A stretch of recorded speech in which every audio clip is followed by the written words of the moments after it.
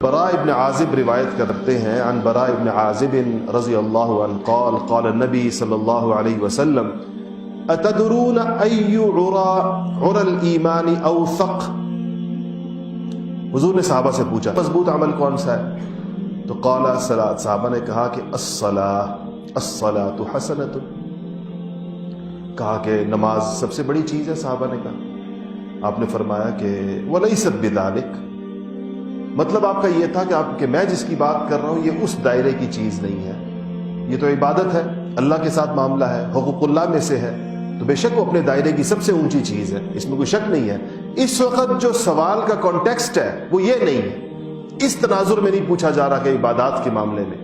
کہا کہ ہم نے کہا، صحابہ کہتے ہیں ہم نے کہا کہ الصیام، روزہ یا رسول اللہ؟ فرمایا کہ فقال مثل ذلك، آپ نے اسی طرح کہا کہ نہیں، روزہ مراد نہیں ہے. کہا حتی ذکرنا الجہاد، ہم بتاتے رہے نماز، روزہ، حج کہا ہوگا اس کے بعد. کہتے پھر ہم نے آخر میں کہا کہ جہاد یا رسول اللہ، اللہ کے راستے کے اندر لڑائی، یہ سب سے مضبوط عمل ہے. آپ نے فقال مثل ذلك، آپ نے وہی کہا کہ لیس بذلک، یہ مراد نہیں ہے، اس چیز سے کا وہ نہیں ہے. تو ثم قال، اب صحابہ کے یہ آپ اس درسگاہ کا اندازہ لگائیے، بالکل جیسے کسی کلاس میں سبق ہو رہا ہوتا ہے، استاد اسی طرح کرتے ہیں، طالب علموں سے پوچھتے ہیں ہاں یہ بتاؤ بھائی، یہ بتاؤ یہ بتاؤ. تو جب وہ سارے اپنے جو بتانا چاہ سکتے تھے وہ بتا لیتے ہیں، لیکن اصل بات اب استاد بتاتا ہے تو اس کی پوری اہمیت دل کے اندر آتی ہے. تو آپ نے فرمایا کہ نہیں، اوثق عرى الایمان، ایمان کا جو سب سے مضبوط علامت ہے، ایمان کے اندر جو سب سے مضبوط عمل ہے وہ کیا ہے؟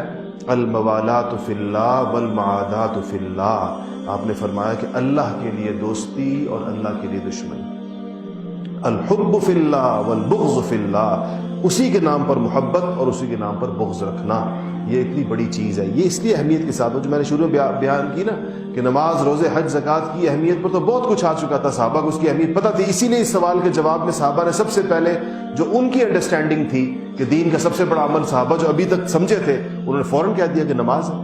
اور حقیقت بھی ایسے ہی ہے، اگر اوور آل دین کو لیا جائے مکمل طور پر تو سب سے بڑی اہم ترین چیز جو دین کی ہے وہ نماز ہی ہے.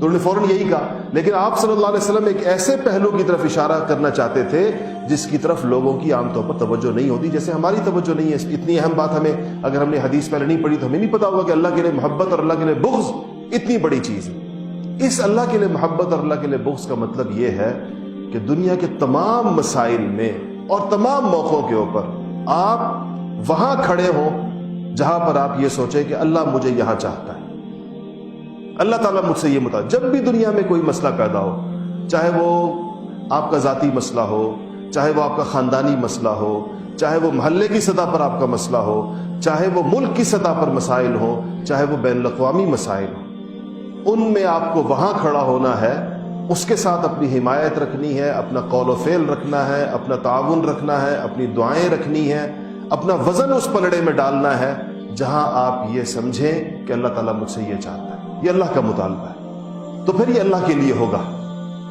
پھر یہ اللہ کے لیے ہوگا، اور یہ کہلائے گا کہ یہ اللہ کے لیے محبت ہے اور یہ اللہ کے لیے بغض اور عداوت ہے.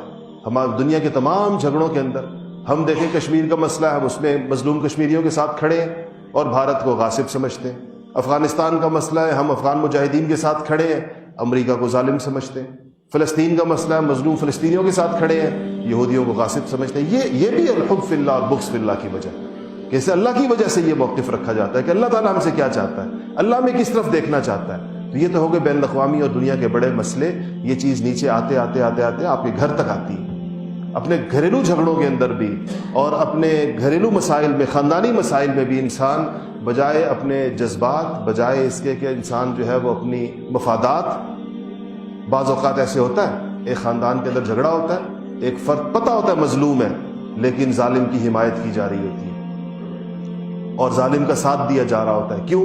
کہتے ہیں جی ہم ظالم کی اس لیے حمایت کر رہے ہیں کہ ہماری بیٹی ان کے گھر کے اندر ہے، ہم ظالم کی اس لیے حمایت کر رہے ہیں کہ ہمارا اس کے ساتھ یہ مفاد وابستہ ہے یا ہمارا اس کے ساتھ یہ معاملہ ہے. تو یہ پھر الحب اللہ کے لیے نہیں ہوگا. انسان، مسلمانوں کو کہا گیا ہے کہ ہر موقع کے اوپر تم نے کھڑا حق کے ساتھ ہونا ہے اور اس کی جو قیمت ادا کرنی ہے کرو، اس کی قیمت ادا. اس پر اللہ جل شانہ ایسے موقع پر اگر انسان پر کوئی آزمائش آ بھی جائے حق کا ساتھ دینے کی وجہ سے تو اللہ تعالیٰ اس کو کمپنسیٹ کرتے ہیں، اللہ تعالیٰ اس کی تلافی کرتے ہیں، اللہ تعالیٰ اس کو دوسری طرف سے اس کو ایسے عطا کرتے ہیں کہ وہ اپنے اس پچھلی آزمائش کو انسان بھول جاتا ہے۔ تو یہ بہت اہم ترین چیز ہے، ہر موقع پر انسان کو اس کا خیال کرنا چاہیے کہ ہمیں بلا جواز کسی کی طرفداری کرنے کی بجائے یہ ہمیشہ سوچنا ہے کہ اللہ جل شانہ ہم سے کیا چاہتے ہیں، دین کا تقاضا کیا ہے، عدل کیا ہے، انصاف کیا ہے، اسلام کا موقف کیا ہے۔